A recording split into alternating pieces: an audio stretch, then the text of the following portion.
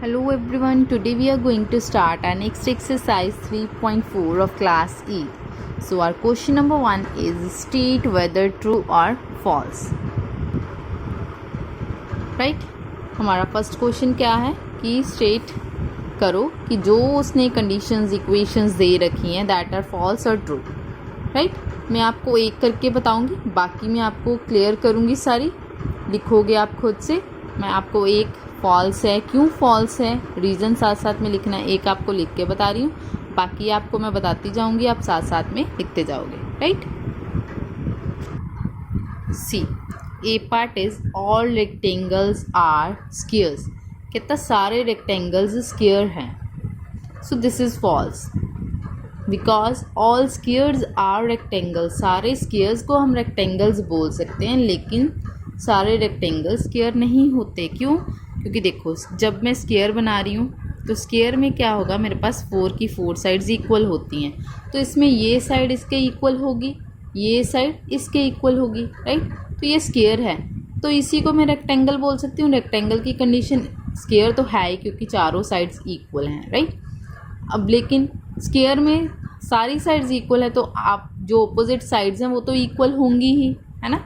तो square rectangle हो सकता है. बट अगर मैं करूँ बात रेक्टेंगल की, तो दिस इज़ अ रेक्टेंगल जिसमें ये साइड इसके इक्वल होती है और ये साइड इसके इक्वल होती है. ये साइड इसके इक्वल थोड़े होती है, ना ही ये इसके इक्वल है, ना ही ये इसके इक्वल है. मतलब यहाँ अपोजिट साइड्स तो इक्वल हैं, but 4 sides are not equal. तो दैट मीन्स कि मेरे पास जो स्क्वायर्स हैं वो रेक्टेंगल हो सकते हैं, जो रेक्टेंगल हैं वो स्क्वायर नहीं हो सकते. राइट? ये मैंने रीज़न लिख दिया. अब आप क्या करोगे, ऐसे ही नेक्स्ट बी पार्ट लिखोगे. ट्रू है या फॉल्स है लिख के साथ में ही मैं रीज़न बोलूँगी, आप साथ साथ में नोट करते जाओ. Right? So next is B part. B part is all rhombus are parallelograms. All rhombuses are parallelogram. कहता आप सारे रोम्बस क्या होते हैं, पैरेललोग्राम होते हैं. True, because opposite sides of rhombus are equal and parallel to each other. और parallelogram में भी क्या होता है, opposite sides equal होती हैं और एक दूसरे के क्या होती हैं, पैरेलल होती हैं. सेम रोम्बस में भी क्या होता है, opposite sides equal होती है. इसकी तो चारों साइड्स इक्वल होती हैं, मतलब opposite तो इक्वल होंगी ही होंगी. राइट? ट्रू. रीज़न में आपने क्या लिखना है, मैं दोबारा बोल रही हूँ. True, comma, because opposite sides of a rhombus are equal and parallel to each other. Right? Next, C part. All squares are rhombuses and also rectangles. ये तो देखो यहाँ पे लिखा कि सारे स्क्वायर रोम्बसेस होते हैं और रेक्टेंगल होते हैं. रोम्बस की बात बाद में करती हूँ. ऑल स्क्वायर्स आर रेक्टेंगल्स, ये मैंने अभी आपको ऊपर बताया कि रेक्टेंगल स्क्वायर नहीं हो सकता, लेकिन स्क्वायर रेक्टेंगल हो सकता है. ऐसे ही रोम्बस भी हो सकता है, हर स्क्वायर रोम्बस भी हो सकता है और रेक्टेंगल भी हो सकता है.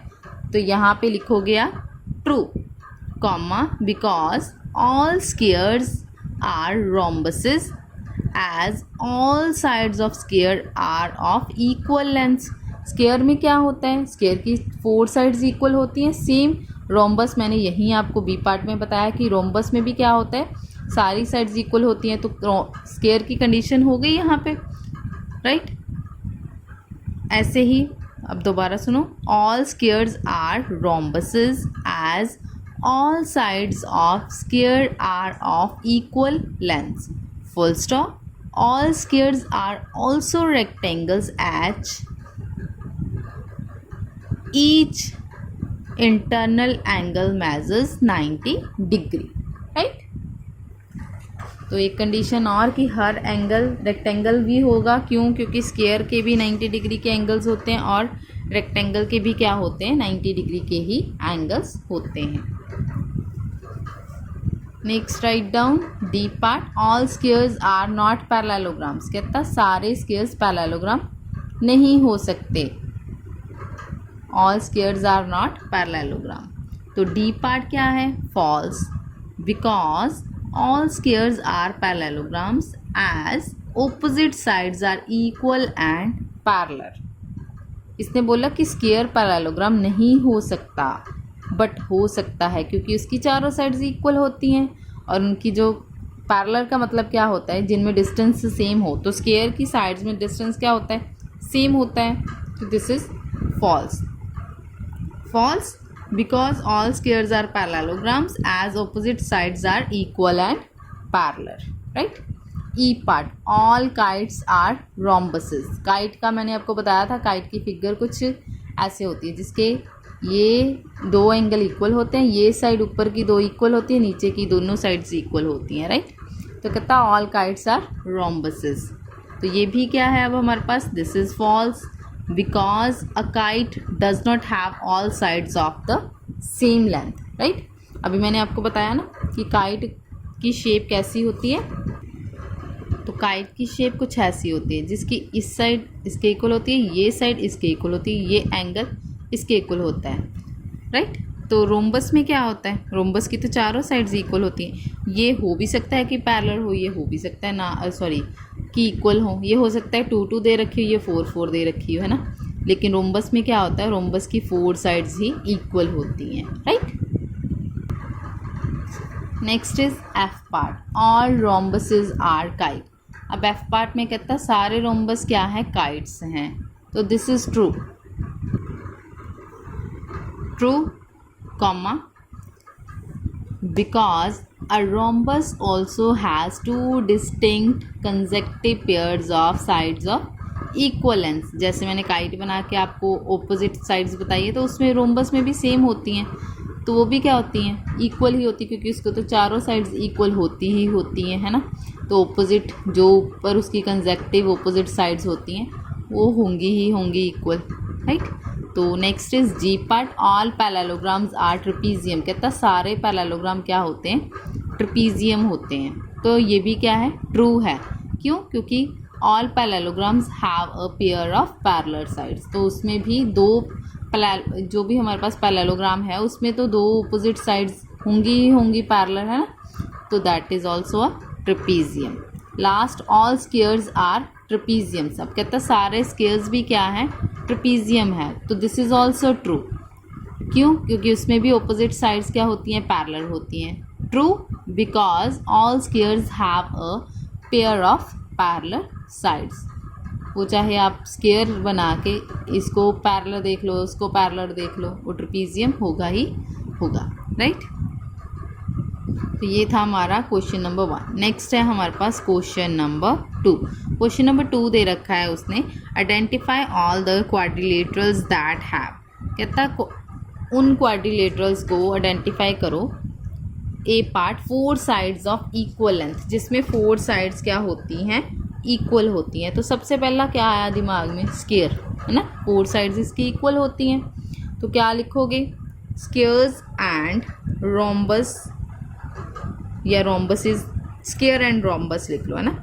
Square and rhombus are the quadrilaterals that have 4 sides of equal length, right. क्या करोगे, पहले ए पार्ट लिखोगे, फिर उसके अंदर लिखोगे कि स्क्वायर एंड रोम्बस ऐसे क्वाड्रिलेटरल हैं जिनके पास 4 इक्वल साइड्स होती हैं, वो भी इक्वल लेंथ की। Proper line, square and rhombus are the quadrilateral that have 4 sides of equal length, right। B part, 4 right angles। अब कहते हैं जिसके पास 4 right angles हों, तो स्क्वायर और रेक्टेंगल। स्क्वायर देखो यहाँ हमने अभी ड्रॉ किया था, ये रहा स्क्वायर। तो स्क्वायर का ये भी 90 डिग्री का एंगल होता है, ये भी 90 का, ये ऑल्सो 90 का, ये ऑल्सो 90 का, this is also 90 degree, 90 degree, ये भी 90 डिग्री, ये भी 90 डिग्री। 4 4 हो गए इनके पास 90 डिग्री के एंगल। तो स्क्वायर और रेक्टेंगल, राइट। तो इस पार्ट में अब क्या लिखोगे, square and rectangle are the quadrilaterals that have 4 right angles. ये भी हमारा क्या हो गया, सेकेंड पार्ट कंप्लीट हो गया। Next is question number 3, explain how a square is. अब कहता है एक्सप्लेन करो कि एक स्क्वायर क्वाड्रिलेटरल कैसे है। अब इसके अंदर आंसर में क्या लिखोगे, अ square is a quadrilateral since it has 4 sides. तो आपको पता है क्वाड्रिलेटर की कंडीशन क्या है कि उसकी साइड्स कितनी होनी चाहिए, 4 होनी चाहिए। जिसकी 4 साइड्स हैं दैट इज़ अ क्वाड्रिलेटरल। तो स्क्वायर की 4 साइड्स होती हैं, तो आंसर क्या लिखा आपने, अ square is a quadrilateral since it has 4 sides. Next है अ पैरेललोग्राम। कहता है एक्सप्लेन करो स्क्वायर पैरेललोग्राम कैसे है। A square is a parallelogram since its opposite sides are parallel to each other. कहता है एक स्क्वायर क्या है, पैरेललोग्राम है। क्यों? क्योंकि इसकी ऑपोजिट साइड्स क्या होती हैं, पैरेलल होती हैं। पैरेलल मीन्स उनके बीच का डिस्टेंस क्या होता है, सेम होता है। सेम है तो दैट इज पैरेलल। हमने ये सारे ऊपर किए हैं अभी रिजल्ट्स। रोम्बस, अब स्क्वायर रोम्बस क्यों है? Square is a rhombus. कितना स्क्वायर रोम्बस भी है। स्क्वायर और रोम्बस में सेम कंडीशन क्या है कि इसकी चारों साइड्स क्या होती हैं, इक्वल, है ना। यही लिखेंगे अब यहाँ पे। A square is a rhombus since its 4 sides are of equal length. एक स्क्वायर रोम्बस है, क्यों? क्योंकि इसकी भी चारों साइड्स क्या होती हैं, इक्वल होती हैं। अ रेक्टेंगल, तो अ रेक्टेंगल, एक स्क्वायर रेक्टेंगल क्यों है? स्क्वायर के मैंने अभी आपको बताया कि 4 के 4 एंगल्स क्या हैं, 90 डिग्री के हैं, है ना, 90 डिग्री मेजर। दूसरा ऑपोजिट साइड्स भी क्या है, इक्वल है। अब कोई भी रीज़न आप लिख सकते हो। अ square is a rectangle since each interior angle measures 90 degree और ऑपोजिट साइड्स आर इक्वल। ये भी साथ में लिख लो चाहे। ये हो गया हमारा थर्ड पार्ट कंप्लीट। नेक्स्ट है मेरे पास question number 4। Name the quadrilaterals whose diagonals. कहता है इन क्वाड्रिलेटरल्स के नाम बताओ जिनके डायगोनल बाइसेक्ट ईच अदर। अभी हमने कल ही क्वेश्चन किया है जिसमें डायगोनल्स बाइसेक्ट करते हैं। बाइसेक्ट करना मीन्स कि उनको इक्वल लेंथ्स में डिवाइड कर देना, है ना। तो कौन कौन से होते हैं देखो, राइट डाउन। जो बाइसेक्ट करते हैं डायगोनल्स एक दूसरे को, the diagonals of a parallelogram, comma, rhombus, comma, square and rectangle bisect each other. इसका मतलब जब इन फिगर्स को हम लोग ड्रॉ करते हैं ना, जैसे यहाँ पे ये देख लो, ये मान लो रेक्टेंगल है मेरे पास। जब मैंने इसको ड्रॉ किया तो इसका ये वाला जो मेरे पास पॉइंट ओ आया, तो यहाँ से लेके यहाँ तक ये डायगोनल है इसका पूरा। ऐसे देखूँ मैं, डायगोनल हो गया राइट इस साइड को, तो ये इसके इक्वल हो गया। कहता है ये सारे क्या होते हैं मेरे पास, डायगोनल्स इक्वल होते हैं, बाइसेक्ट करते हैं, मतलब कि इक्वल लेंथ में डिवाइड कर देते हैं। जितना इधर पोर्शन होगा उतना ही इस साइड होगा। ये 4 फिगर्स हैं हमारे पास। कौन कौन सी? Parallelogram, rhombus, square and rectangle, right. Second है are perpendicular bisector of each other. अब कहता परपेंडिकुलर बाइसेक्टर्स होते हैं एक दूसरे के, ठीक है। तो वो कौन सा होता है, मतलब यहाँ पे जब 90 डिग्री के एंगल बनते हैं तो वो कौन सी हैं? The diagonals of a rhombus and square. कहता है diagonals of rhombus and square act as a perpendicular bisectors. तो सिर्फ स्क्वायर में और रोम्बस में ही डायगोनल्स जो हैं परपेंडिकुलर की तरह एक्ट करते हैं। Question number 3 are equal. अब कहता क्वाड्रिलेटरल ऐसा बताओ जिसके डायगोनल्स क्या होते हैं, इक्वल होते हैं। तो रेक्टेंगल और स्क्वायर के डायगोनल्स क्या होते हैं, इक्वल होते हैं। The diagonals of rectangle and square are equal, right. This is question number 4 complete. Next we have question number 5। Explain why a rectangle is a convex quadrilateral. Convex quadrilateral आपको मैंने जब start करवाया था ये chapter, तो concave और convex दोनों करवाए थे आपको। कनकेव क्या होता है, कन्वेक्स क्या होता है। कनकेव में क्या होता है, कोई एक एंगल एटलीस्ट 1 एंगल 180 से क्या होता है, ग्रेटर। और कन्वेक्स मीन्स कि 90 डिग्री से, है ना। आप जहाँ मैंने आपको करवाए थे वहीं पे जाके देखो, आपको वहीं से पता चल जाएगा, right. Explain why a rectangle is a convex quadrilateral. अब कहता बताओ क्यों एक रेक्टेंगल कन्वेक्स क्वाड्रिलेटरल होता है। तो वहाँ मैंने आपको आई थिंक रेक्टेंगल की ही जो एग्जांपल दी थी कन्वेक्स में, ये 90 के एंगल बना के। तो ये तो सीधा ही आपको पता चल गया कि क्यों है। चलो रीज़न देख लो। In a rectangle comma there are 2 diagonals both lying in the interior of the rectangle. उसके अंदर ही कहता है जो रेक्टेंगल है, रेक्टेंगल के अंदर ही दोनों डायगोनल्स जो हैं लाई करते हैं, और दोनों वो एंगल वहाँ पे भी उसका क्या होता है, जो एंगल्स बनते हैं वो भी कितने कितने मेज़र के होते हैं, 90 डिग्री के, hence it is a convex quadrilateral, right. मतलब यहाँ पे आपके पास कन्वेक्स की एक और प्रॉपर्टी आ गई कि जो रेक्टेंगल है ना वो कन्वेक्स क्वाड्रिलेटरल है। क्यों? क्योंकि उसके डायगोनल्स जो हैं वो उसी के इनसाइड इंटीरियर लाई करते हैं, राइट। तो next last question number 6, ABC is a right angle triangle and O is the midpoint of the side opposite to the right angle। कहता है ABC एक right angle triangle है और O क्या है? मिड पॉइंट है, mid point of the side opposite to the right angle. मतलब जो राइट एंगल वाली साइड होगी उसके ऑपोजिट कहीं पे mid point. Explain why O is equi distant from A। अब कितना बताओ क्यों O से A तक वो इक्वी डिस्टेंट है, ऐसे ही B तक, ऐसे ही C तक। The dotted lines are drawn additionally to help you. ये देखो डायग्राम तो ऑलरेडी गिवन है, ये रही ABC, ये थी। तो पॉइंट O ये दे रखा है। अब कितना O से लेके A तक, O से लेके B तक, O से लेके C तक ये इक्वल हैं, इक्वी डिस्टेंट मतलब कि इनकी लेंथ क्या है? इक्वल है। कहता क्यों है ये बताओ। ये जो डॉटेड लाइंस कहता लगाई है ना वो हमने क्या किया है, सिर्फ आपको एडिशनली हेल्प देने के लिए यहाँ पे ड्रॉ करी है, राइट। तो this is our question number 6 of exercise 3.3। तो यहाँ पे अब क्या लिखोगे, जो उसने एडिशनली लाइन ड्रॉ करी है ना, सबसे पहले हम उसको लिखेंगे क्या? ड्रॉ लाइन या लाइंस AD एंड DC। कहता है ड्रॉ करो लाइंस AD और DC such that AD parallel हो जाए किसके? BC के, और AB पैरेलल हो जाए किसके? DC के, राइट। जो डायग्राम है उसकी वो कुछ ऐसी है, ये तो उसकी थी, राइट। वो बढ़ा के थोड़ी मेरी डायग्राम टेढ़ी सी हो गई, मैं आपको सीधी बना के बता रही हूँ, आप ही कर लेना उसको खुद ही। ये तो दे रखी है उसने, ये मेरे पास यहाँ तक है, ये करा हमने, है ना।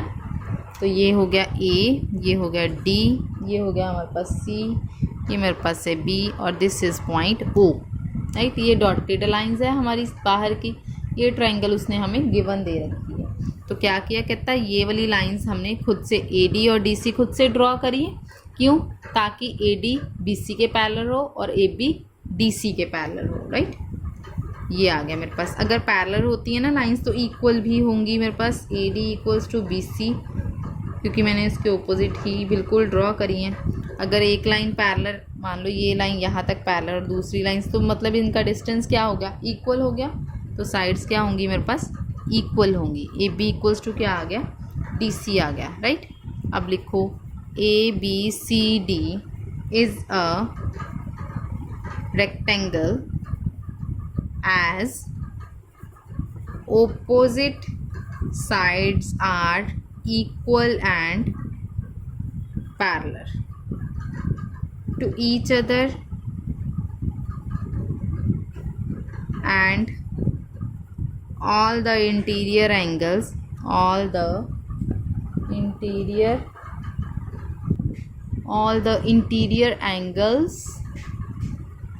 are of 90 degree, right। in a rectangle, पहले लिख लो फिर मैं आपको एक्सप्लेन कर देती हूँ। in a rectangle diagonals are of equal length, diagonals are of equal